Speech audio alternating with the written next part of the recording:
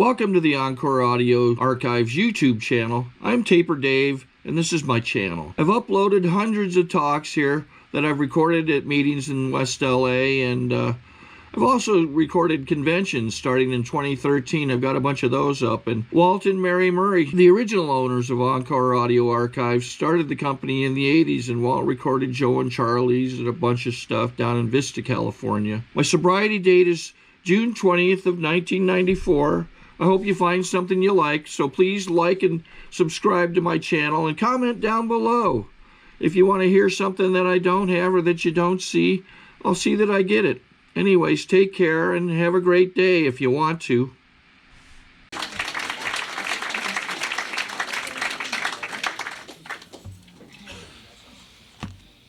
Let's welcome our main speaker, Sherri L.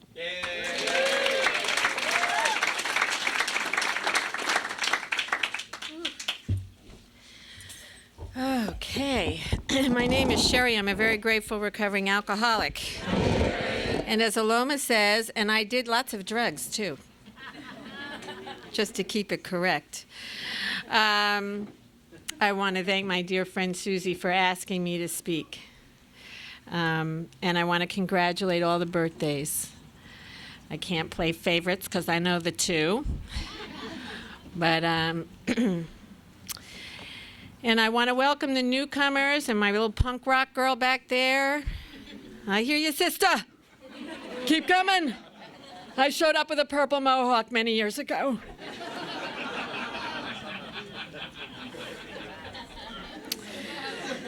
This is good. I love it. It's Saturday night and we are not a glum lot. So here we go. That's where I came from. Exit 15, Joycey.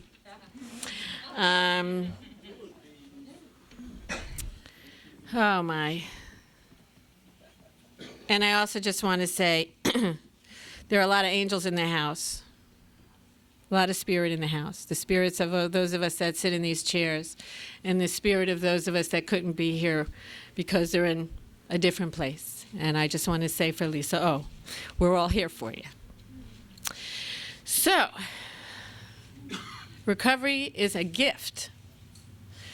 And I don't have the heart to give that gift away, meaning lose it, but I have everything and every responsibility to share it with anyone that asks for it and wants it. Mine didn't come easy, like none of ours did. It's not unique. It's my story. It's my experience. It's probably maybe different stuff than yours, so just what I was told was always identify with the feelings and not necessarily the situations. I grew up in Jersey, like I said, and I grew up in a upper middle class Jewish entertainment family. And so now you know the whole story. I should have known then when my mother said I was called perpetual motion. I was constantly doing cartwheels. There was like a windmill, a live windmill on her front lawn. She just saw, cartwheels, because I love the feeling of cartwheels. Once you get that first one going, it's fabulous. There it was. It should have been right there, the dizzy, the high, the I can't stop. I'm busy cartwheeling, perfecting the cartwheel. And pointing the toes, flexing the toes. But really, that is very true. And I also had a habit of taking my clothes off at an early age. My mother was constantly running out to get me, getting the clothes on me very quickly. So those habits actually took right through my entire addiction. Circlings, taking clothes off, only I found that I didn't have to cartwheel anymore because when I found alcohol and drugs, it was pretty close to that feeling. And I did need to change the way I felt. Just like my sweet Jonathan, and that's a gift. God gives us gifts, and it is all about God, and this program is all about love. And, I felt different, and I felt that I didn't belong, and where's the mothership? Is it coming down soon? And looking for other aliens like me. And in Jersey, everybody seemed like they were all, living in the house with mom and dad, and I had the house with the mom and the dad and the entertainment crazy stuff, but I just, didn't feel okay. when I sang and I performed and I tapped, I felt better, but I didn't ever feel like I fit in. And so I found alcohol and drugs pretty quickly, really. I had this fabulous uncle. He was a young uncle, and he was in the film business already, and he turned me on to pot when I was like 9 or 10, and I just thought, wow, this is great, except that I couldn't move. I remember my first stoner. My first stone was like this. I was afraid to talk. I was afraid to breathe. The only thing I remember, I got really hungry, I was 9, and I remember my uncle looking at me going, I wonder how that's working on her mind, So I was like a little experiment. And, and I had a really sick grandmother, really. She was a pedophile. So her experiment was maybe those two should get married, And nobody had boundaries, and this was actually a good idea in my family. The breeding concept of, well, maybe it's a Jewish thing because 6 million went, let's breed them. I don't know what it was, but it was dangerous. And all of that led to, of course, didn't put fuel on the fire of my alcoholism. And so by the time I was 16 and my father and mother were having terrible problems because my father is the womanizer and really the very active alcoholic in the house at that time. And my mother was on diet pills speeding away. Where is she now? And I have kind of a soothing older brother because soothing meant, he was always heavy, he ate a lot of food, and it calmed him down. The food calmed him down. But for me, it was all about the diet pills that my mother was taking so I could keep up with her. And I quickly found a boyfriend. He can go along with the first drug of choice, too. And he was dangerous. He was a high school dropout. That was very attractive to me. It really was, living on the edge. And, he was also addicted to morphine because as a young boy of 7 years old, I remember his story, he was burned severely. I mean, his whole face, his hands. And so he was in and out of surgeries and consequently got addicted to morphine. And that was a very romantic idea. Morphine. And so hanging out with him and thinking I'm all grown up at 16 years old, I literally moved into his house and made play house because my house was torturous. My mother was screaming all the time and hysterical that my father wasn't home. And I liked living, where he was. And he lived in the ghetto. And I was always attracted to the ghetto. There was some sort of freedom for me there because I felt like I was in this glass house that looked perfect and was screwed up in the inside. And I was like the truth seeker, see how fucked up I am? That's what's going on in there. And who got hurt most, although I did plenty of damage around me. So running away from home and then eventually not finishing high school, the incomplete of my life, which was another pattern. And it just went with a bunch of losses, getting busted for drugs, living the nightmare. All this from a little, girl with dancing school lessons and vocal lessons and all this nonsense. And yet I was really an active drug addict at a very early age. And I ended up in the psychiatric ward at 16, which kind of tells you, like the gentleman who took his cake. I was ready in 1970. I was sick by 1970 in the psychiatric ward. But in 1970, you went in the psychiatric ward, and guess what they gave you? Psychiatric drugs. And I liked those drugs. Any drugs is good to me. Placidil, Placidils, Valium. Those were the psychiatric drugs of the day, I remember looking at the page like this. And I never went back to school because when I went to school on my drugs, they said, she's a very slow learner. And anyone that knows me, I am anything but slow. But I bought into, I was slow. I couldn't comprehend because I was so medicated. And I didn't know, nobody knew. And so I didn't finish school. And I moved to New York City. Everybody was going to college, of course. And I did the home course, coffee pot, study, write the test, and got the diploma. All by myself in isolation with my dope fiend boyfriend now across the town line. And I went to New York City and I auditioned for a performing arts school, and lo and behold, I got in. And, my mother was just so thrilled I was just going to be the next something. I have no idea. And all I knew was it got me into New York.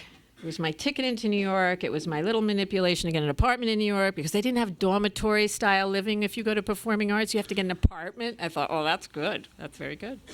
So my life started in New York City at 18 years old. And I had hepatitis already. It was non-A, non-B. Because I had 2 times where I experimented with my boyfriend where I shot drugs. And I got sick right away. My liver went and it hurt. And I got hepatitis. I had to go to the hospital, and it was non-A, non-B. And I couldn't drink or do drugs for a whole year. So that pretty much told me, well, I'm okay, you know. I didn't drink or do drugs for a year. So I made it to New York, and, you know, I was doing my thing there. And slowly, you know, by the time I was 26 years old, I found the career of choice, which was sex, drugs, and rock and roll. What a great gig, you know? You get paid to be a wacko. You get drugs in your rider, you know, and it was very acceptable. The crazier I got, the more they liked me. And everybody at that time, you know, and it was 1979, it was pretty acceptable to use, especially cocaine, because it wasn't even addictive yet. Yeah. You should have been able to tell by our haircuts that, you know, the 80s were a little off. There's no hair over here. It's all flying over there. Yes, but nobody had a clue because everybody was so wired. But, you know, we had a very fast career, and now I sounded like my mother when I was singing my record because everybody was on cocaine. And before you know it, I also had an adorable boyfriend at this point. I mean, the cutest little Brazilian boyfriend, and he was so cute. I just thought he must be gay, and they just don't make him like that on my side of the street. And I did. I went right up to him, bold as I am, and I said, "Oh my God, you're so cute. You must be gay." And he said, "No, not really. I like boys or girls." I said, "Well, which one most?" And he said, "It depends on the person." And I thought, great, you know, and I was in. So, you know, my mother said, you know, you really need a Svengali, you know, someone to guide your career. My mother's very career-oriented for me. So, you know, he was my Svengali, all 4'11" of him. And cute, though, very cute and very talented, and this is major. So we had a very fantastical career, you know, popping out of cakes and bustiers and balloons and studio and rock and roll, and it was wild and cocaine and champagne. But that all ended. It didn't get so pretty after a while, you know. The record company was folding, you know, 80s, cocaine ate up everything. And people were going bankrupt. And before I knew it, I was out of a job, really. I lost my contract, and my boyfriend and I broke up, you know, and all that I had left were drugs. And in a matter of months, you know, from the highest point of my life to, you know, homelessness on the streets.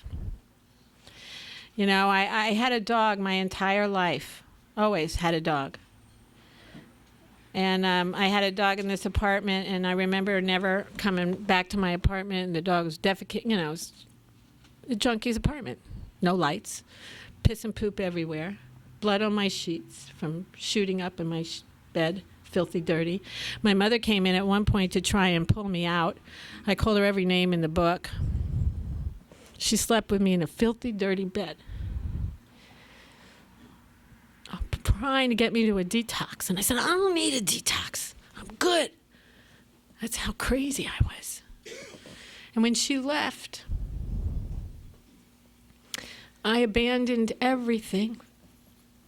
And I went out on the street, and I lived there like a homeless, crazy, bag carrying, thinking I have a gig around the corner, and I got a little outfit in that little plastic bag. And there I was. And I crawled into detox in 1983, which was a miracle, as you know. I don't know where it came from. I was saturated with drugs. I couldn't get high anymore. You're not looking at someone that stopped because there was some highs left. You're looking at some tough, hard-headed, and still can be very stubborn person that refused to surrender. I had a couple interventions. I had all kinds of excuses. I like living without electricity. My house smells like a church. I don't need a phone. I don't need to be bothered. You know, I mean, I had every reason to live with nothing and drugs eating everything up. So when I crawled into detox in '83, and it was my dad and his girlfriend, it was a Sunday in New York, I ended up, you know, in a porn studio apartment, watching all this insane activity going on in the loft below, and I was in withdrawal, and I just thought, you know, I just got to get out of here. I can't take it anymore. And I wandered out on the street, and I went to a phone booth, and I called my dad, and he wasn't home, and I wandered down to his girlfriend's apartment, and it began. His girlfriend opened the door on Sunday with that bacon and egg smell and coffee. I don't remember the last time I ate. I weighed 92 pounds. I had red tracks up and down my arms. I was swollen from God knows what. I don't remember a heck of a lot. You don't remember. And my father's face is the only indication of, you know, how bad I must have looked, because his face hurt when I saw it. And I ate. I sat on the floor. I remember I didn't want to sit on the furniture because I thought it was too dirty. And I was eating, and then I really started to get sick, because now I'm really coming down. You know, when you eat, you really come down faster. And so they wrapped me up in a blanket and started bringing me to detoxes. And on a Sunday in New York, there's no such thing as treatment on demand, and we were really in demand. And so we went from there to back through the Holland Tunnel, or the Lincoln Tunnel rather, right to the place I was at, the psychiatric ward I was at when I was 16 years old. So it took 16 years, you know, for my addiction to progress to that point. And when I got there, of course, I was totally insane and in major withdrawal, and I said, I want my room back. And they said, oh, don't worry, we have a room for you. And they gave me my little methadone, and I pushed it down my throat, and I was screaming because, of course, it wasn't working the minute I swallowed it. And then when it kicked in, you know, and I felt like, okay, and then they brought me to a room, and I had to share my room. How dare they? And, like, don't you know who I am? And, you know, and I'm on a psychiatric ward, you know. So there are just psychiatric patients and, you know, alcoholics and drug addicts, and you know, the bell rings and everybody lines up for their medication for bed, and I line up because I can't sleep. And I said, you know, where's my drugs? And she said, we don't give you drugs. You're a drug addict. And I said, exactly. Hello, drugs, drug addict.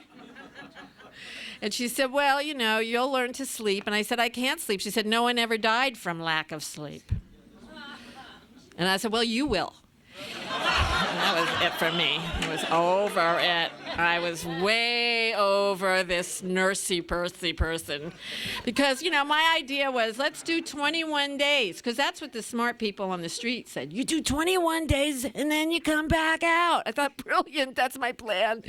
And, you know, 21 days, you know, volunteer comes from the fellowship and, you know, starts the worst kind, you know, the counselor one. The one with the tie and the jacket, you know, talking about, oh, I met my wife in the program. And I mean, like, oh, this is so unappealing to me, you know. And he said, where are you going to go from here? And I had nowhere else to go.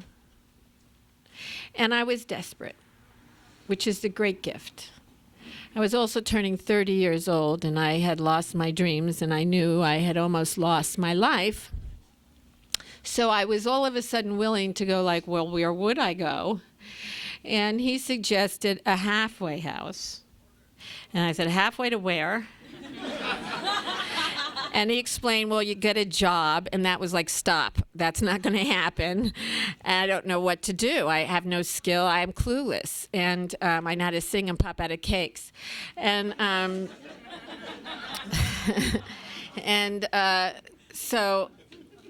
So I went to this another 30 days of treatment in this new rehab style type place.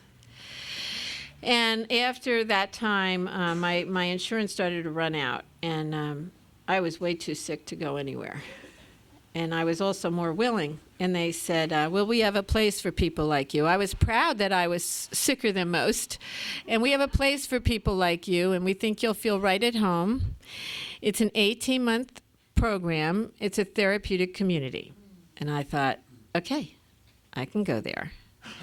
And I had a volunteer from the fellowship came and picked me up, and she had Jesus on her dashboard and every sticker ever imaginable in her car. And I went, oh my God, I'm in a gypsy cab. I was so frightened. And she took me to this place, and it was a cross between the army and jail. You know, it was the old 60s style, Synanon, you're a piece of shit, you wear a sign, really hardcore. And I'm thinking, I need to hear this. I already know this. This isn't, but, I stayed. And, of course, the counselor said, no fraternizing with the men. You got 300 men, you got 15 women. I said, oh, who would want to fraternize here? And she said, have you ever been without sex for any length of time? I said, well, gee, no, actually. Since I've been sexually active, I do what I do when I want to do it, And she said, well, you just might start to look good to you over there. And I went, oh, no way. But, 9 months down the road, I'm playing handsies in the soap water. It's all looking good. And so I leave the community with the youngest, most dangerous boy who shot his father while he was under the influence. Poor guy, grew up in foster care. All he needs is more love. I got the picker. Boy, do I got a picker. Oh, God. This is why I don't use anymore, because everything falls to pieces. And so, that was a short run, thank God, because he went to jail so fast. And I, like immediately, had sex, go to jail, boom. And, I was an amazing gift because I didn't know anything about recovery. I was now a dry drunk. I had no information. They gave drug addicts drinking privileges. Oh, my God. What a concept. Even my counselor took me out to dinner and poured me a glass. And I said, should I be drinking that? He said, you're a drug addict. Okay, so we learned the hard way. So I learned to drink. I went to a bar when I got to New York because, I can't do drugs. When I went and drank till I fell off a bar stool. Because I don't know how to do anything any differently, And I also smoke pot because that is such a gentle drug. I mean, what would be the problem with pot? It makes you horny, eat brownies. What's the deal, So all of that, I got it because after all that time I was in the program, in a program, almost a whole year in total, I went to a club, people, places, and things. I drank, I smoked, and I slept on a park bench. And I saw the joggers running around Washington Square Park, and I thought, what's wrong with this picture? How do people, walk the dog and smile? How does it work? And I got a job. Social acceptability does not equal recovery. I got a job. I moved back to New York, where is my home. And I bumped into some old friends on St. Mark's Place in New York. Old rock and roll friends who were now in clubs, and they were not in the clubs anymore. They were actually in the meetings. And my life began. I came in dry, and I heard speakers, and I heard laughter, and I heard people share. And I wanted that. I really wanted that. How do they laugh at that horrible thing? And, how do they talk from their hearts? How do they connect with anything? Because I couldn't connect. And I sat in the front row with a friend of mine. We used to bullshit a lot when we were loaded in clubs. And I said, so what happened? Did you move to that big place upstate New York? She said, oh, honey, no, I ended up in Bellevue. And I was so excited. I went, oh, same kind of thing happened to me. I was, we were so excited that we were both mental cases. Me too. I was homeless too. I screwed up completely. It's a joyful moment. And she said, raise your hand and say you're back. And I said, hi, my name is Sherri, and I'm back. And that was a lie. I was never, ever there, but I took direction. And she said, you need to get a sponsor, someone you're going to call is going to show you the program, teach you the steps. And I took the secretary because she looked like the boss. And she had a purple mohawk, and I was a program of attraction. I just thought, wow, that is the totally coolest haircut I ever saw. So my life began. And I followed her to meetings, and I followed her. She was right in the middle of the program. All about service. You go into the area, you're going to take notes. You're going to be the secretary. I was like, secretary? I don't know how to do that. She says, well, you can write, can't you? Yeah, but, And she said, well, very simple. You just take notes, and these are the names of the people you're going to mail them to. It was like, oh, my God. This was major, and it was great. I was no longer alone. Because isolation is a dry drunk to me. Put me in isolation, and I am a dry drunk. Bring me here, and I get sober. My spirit comes alive. And life began, and I followed direction, like Jonathan talked about. That's what I did. I just followed direction. And I stayed away from relationships, and I had some sex, but not relationships, selective listening, And that was not, written down anywhere, but I knew who I was. I was the stalker. I can't stand for you to say no or break up with me, because that's just not acceptable, because I'm not done yet. So, it's on my time, not your time. And so I didn't get into relationships. Like I said, I had a couple of sexual slips, but no relationships. And I took direction, like my sponsor said, you're using. When I'd be in one of those moments, and she says, you have to let go. It's like a drug for you. And I would go to the guy and I'd say, I'm using you. I have to let go. Sponsor direction. And that was it. So, I did the best I could. And thank God for the 8th and 9th step. And so moving along, I have now 9 months, and I'm really in service. I'm in area and the region and local, doing the rooms, and I'm really having a good time because now I'm active. I'm active in recovery. And I'm working steps with my sponsor, and I'm reading my book, and I'm doing all the great stuff that we get to do. And I'm understanding it to the best of my ability, but it really starts to take shape. Like I'm gathering information like a kindergartner. But there's nothing real to put in it yet, because nothing's really happening yet. I'm just happy-go-lucky and going to meetings and feeling good, and this is unbelievable. And 9 months into my recovery, I'm brought up to Boston, Massachusetts, for a convention, and it's great. It's the first time I ever saw so many people together, just for one cause.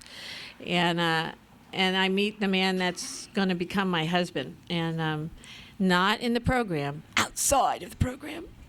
But thank God he was there to get help for a fellow musician of his. And I've always been with musicians because they're traveling salesmen like my father, only they have guitars. And, like a woman in every port.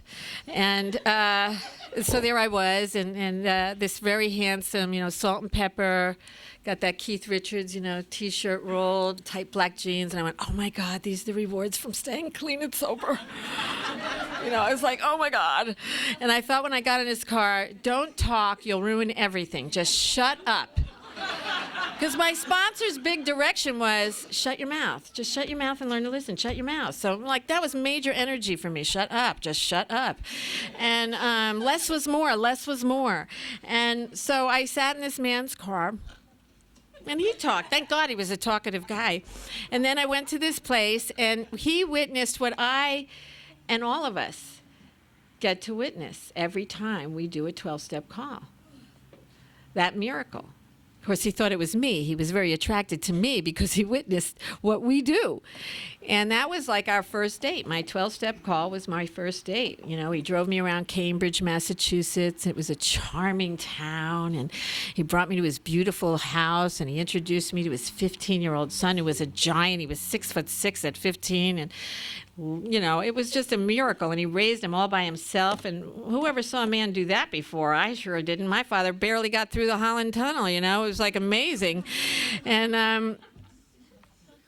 I was in love, whatever that meant at that time. It was all the things were gunning. And the first date, we just talked about, why didn't, where's his wife, and why didn't he have more children, and we couldn't wait to get married and have children. We were just, that alcoholic date right away.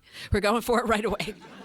That's it. This is it. As soon as I get a year, because I think my sponsor will tell me to wait for a year, we're getting married. And he was all for it, and so he bought me the big ring. And, of course, he was very alcoholic behavior. He didn't use, but, he had to fly to New York to get a special diamond. I mean, it was all way too high. everything was very high, nothing was regular, and so we had this, flying for jewelry, flying everywhere, another apartment in New York, a couple places in Boston. It was all about collecting stuff in recovery. It was like, because stuff makes you look healthy, I thought, So I'm engaged, and I'm the happiest girl in meetings waving that big ring. And then things started to change. Oh, God. 1987. Oh, God. I'm almost a year clean, and I can't wait to get pregnant. And oh, God, why are people getting so damn sick? And why is that one dying of a disease nobody talks about? And oh, my God, this is so horrifying. If I feel my glands and look at my tongue one more time, I'm going to flip out. And then I buried a girlfriend of mine from a rare form of cancer that was suspiciously like the gay cancer called AIDS. And I thought, well, maybe I should be tested. And I thought, and I had anxieties all the time. And I thought, I'm perfectly healthy. If you don't have night sweats and you don't have all those symptoms, I'm sure you're fine. Just get it over with. And everybody supported me. My family said, just knock it off already. You're just being nervous. And so I went with a friend of mine who had just gotten tested. And she was so hardcore on the streets forever. And she was negative. So I said, I'll be negative. And so I went for my test on April 12th, 1987, when the phone rang on my 33rd birthday, and that certainly put my life to work because I came back with a positive test for HIV. And in 1987, that's pretty much all the information backing that, The doctor really said, nothing. Eat well. Good luck. Have no information, It was just so devastating, except that my fiance had to be tested, and by the grace of God, he came back negative. But I tell you what is so major is like, thank God I didn't have a lot of sleeping around in the program, because I had those guys on my list to call, and I called them. And they went and got tested, and by the grace of God, they were negative. I don't know if they continue, but I did my part. And then when that news came in, the first thing I did, you would think a person like me would, of course, use. But the tools were right there for me. When I got off the phone with the doctor, I hit my knees and I started to pray. Please, God, help me. And then my anger was coming up right away like, well, God wouldn't give you more than you could handle, like we always hear here. And I called my sponsor with this big blank, like, I don't get it. Do good things happen, right? And she said, God knows that too. You need to ask for help, and you need to get more information. I still always go with that. And then you need to talk about how you're going to stay clean and sober today. And I went to a meeting back then, and I raised my hand the first day and said, my name is Sherri, and I just tested positive. And I got surrounded with hope. Don't worry, you don't have to drink. You don't have to get loaded. You're going to be okay. Just keep going to meetings. Nobody could give me any direction except people in the program.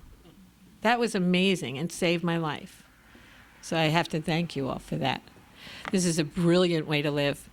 So my life improved, and my husband showed up. He married me. Wow, what a fool. He married me, and I was afraid to even kiss him. And I sure wasn't going to have sex with him. And there were not going to be babies, but we got through it because I was just doing the meetings.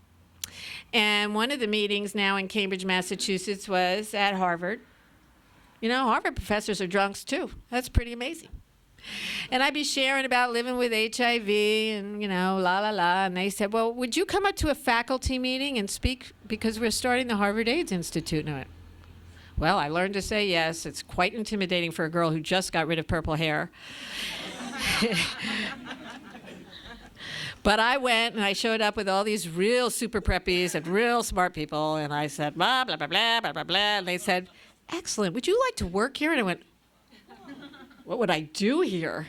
She said, well, you just answer the phone and book appointments. We're starting a survey about addicts and HIV, and I needed a job.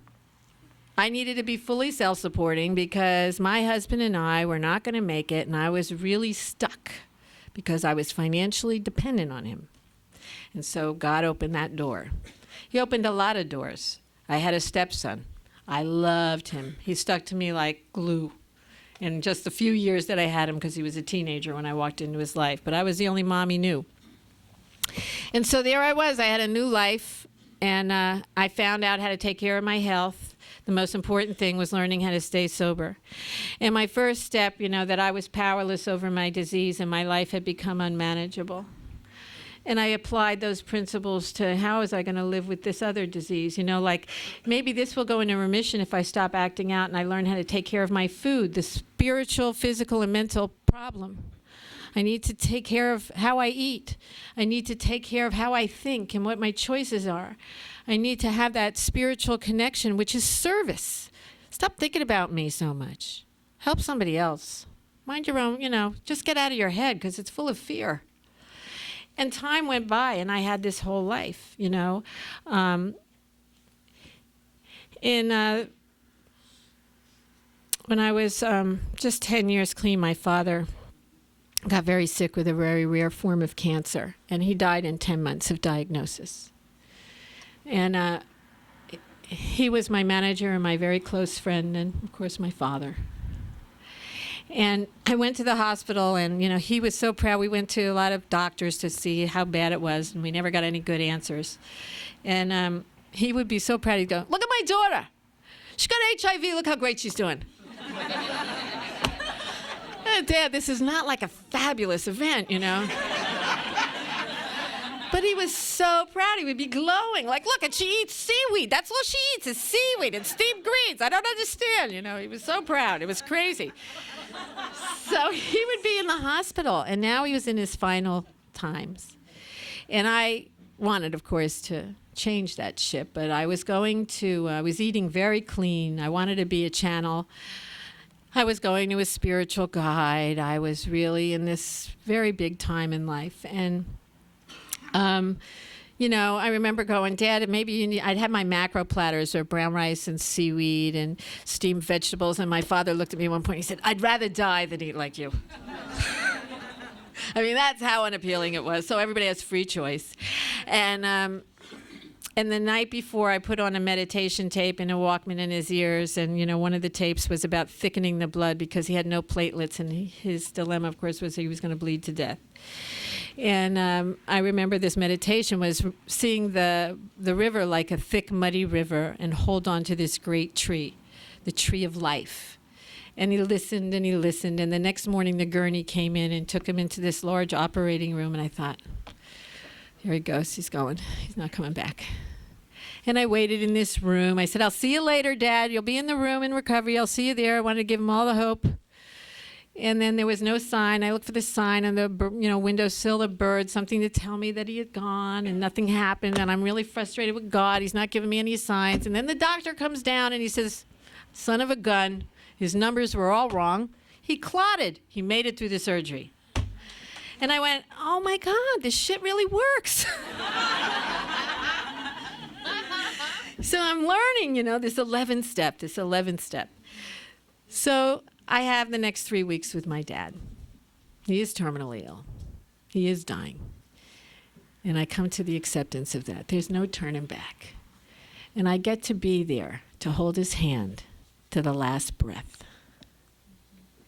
And I get to feel the presence of a higher power that is only about love and peace. And it was such an amazing moment. I don't know how to put it into words. And I have since not been attracted to that, but I'm not afraid of dying, and I'm not afraid to be in a room where that is present. And from that time on, I worked in hospices. I went to those places because I knew God was really close. He comes really close. 10, 11, and 12. Unbelievable. And so my life opened up from that time on. I didn't have the fears I had. I used to be afraid to fly. I wasn't afraid to fly. I didn't feel like crazy, like doing crazy things, but I felt safe. And I never felt safe before. Today I get to live my life incredibly healthy. I've been blessed with almost 20 years of sobriety. And I have been living with HIV longer than that, since '83. And I have never had to have a sick day. That is nothing short of a miracle. And I don't know why that is, but I do know, because it's none of my business anymore. I just know that God has given me the opportunity to get clean and sober, to live with this other life-threatening illness that doesn't threaten me anymore. It coexists with me. I am the boss. And I get to see miracles every day in recovery with HIV, that little virus that they couldn't figure out that the third alphabet letter was C, so it's Hep C. All of those things that could threaten my life today coexist with my life. My life is bigger than any disease, including alcoholism. My spirit is what's so big. And that spirit got fed by you. So I am always honored. This is always a little nerve-wracking to be asked to speak in an Alcoholics Anonymous meeting, because there are great spirits here. Everything I learned here, it's humbling. The presence of God is always in the house. It's a spiritual place. And my name is Sherri. I'm a very grateful recovering alcoholic.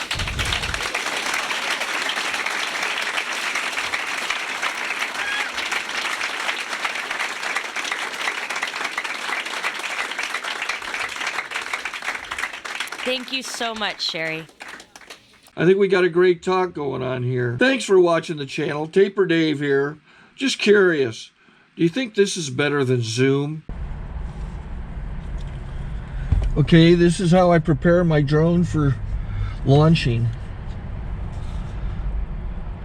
I like to do it inside the cab of my truck so I'm not standing outside in the weather. To install the joysticks for control, up and down, right and left, powered on. I have an Android phone that I use to connect it to the drone with, and it's actually controlled through the iPhone, through an app. Oops, wrong way. It's actually controlled through the iPhone, or through this Android phone, through the app. It's actually controlled through the Android phone, through an app, and you connect it through this short connection right here.